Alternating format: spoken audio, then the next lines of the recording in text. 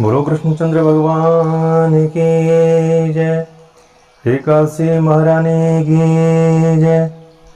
सच्चिदानंद रूपाय विश्वोत्पत्त्यादि Hathaway तापत्रय विनाशाय श्री कृष्णाय वयं नमः। आश्विन मास शुक्ल पक्ष की पापांकुशा एकादशी का महात्म, कथा एवं व्रत। युधिष्ठिर ने पूछा, हे मधुसूदन, अब कृपा करके यह बताएं कि आश्विन मास के शुक्ल पक्ष में किस नाम की एकादशी होती है और इसका महत्व क्या है।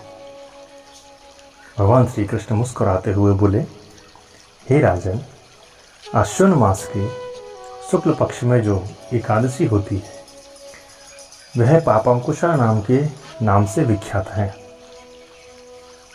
वह सब पापों को हरने वाली तथा उत्तम फल देने वाली है। उस दिन संपूर्ण मनोरथों की प्राप्ति के लिए मनुष्य को स्वर्ग और मोक्ष प्रदान करने वाली यह एकादशी है। इस एकादशी को क्या करना चाहिए? भगवान ने कहा, मुझ वासुदेव का ही पूजन करना चाहिए।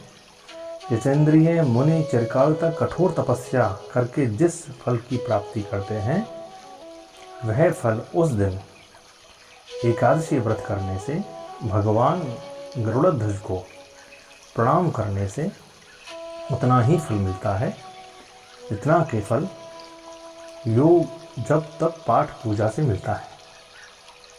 पृथ्वी पर जितने तीर्थ और पवित्र देवालय हैं उन सब के सेवन का फल भगवान श्री विष्णु के नाम संकीर्तन मात्र से मनुष्य प्राप्त कर लेता है।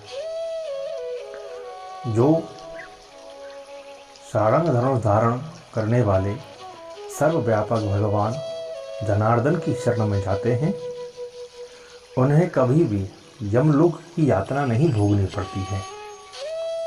यदि अन्य कार्य के प्रसंग से मनुष्य एकमात्र एकादशी का उपवास कर ले तो उसे कभी यम यातना प्राप्त नहीं होती। जो मनुष्य विष्णु भक्त होकर भगवान शिव की निंदा करते हैं वह भगवान विष्णु के लोक में स्थान प्राप्त नहीं कर सकते हैं। रामायण में भगवान ने खुद कहा है, शिवद्रोही मम दास कहावा, सोनर सपने मोय नहीं भावा। जो भगवान शिव का द्रोही है और मेरा दास है, मुझे वो बिल्कुल भी पसंद नहीं है। उसे निश्चित ही नरक में गिरना पड़ता है। इसी प्रकार यदि कोई शिव या पशुपत होकर भगवान विष्णु की निंदा करते हैं तो वह घोर रौरव नाम के नरक में उनका वास होता है। जब तक कि 14 इंद्रियों की आयु पूरी नहीं हो जाती तब तक वह नरक में ही वास करते हैं। यह एकादशी स्वर्ग और मोक्ष प्रदान करने वाली है, शरीर को निरोग बनाने वाली है तथा सुंदर स्त्री धन एवं मित्र देने वाली है। राजन, एकादशी को दिन में उपवास और रात्रि में जागरण करने से अनायास ही भगवान विष्णु के धाम की प्राप्ति हो जाती है। हे राजन, वह पुरुष मातृ पक्ष की 10, पिता पक्ष की 10 तथा स्त्री पक्ष की भी 10 पीढ़ियों का उद्धार कर देता है जो एकादशी व्रत करते हैं। एकादशी व्रत करने वाला मनुष्य दिव्य रूपधारी एवं भगवान के पार्षदों में सम्मिलित होते हैं। पीताम्बर धारण करके भगवान विष्णु के धाम को जाते हैं। इस अश्विन मास के शुक्ल पक्ष में पापांकुशा नाम एकादशी का व्रत करने से मानव सब पापों से मुक्त हो जाता है, श्री हरि के लोक में जाता है। जो पुरुष सुवर्ण, तिल, भूमि और गोदान एवं अन्नदान एवं जलदान और जूते और छाता दान करते हैं वह कभी भी यम की यातना नहीं भोगते।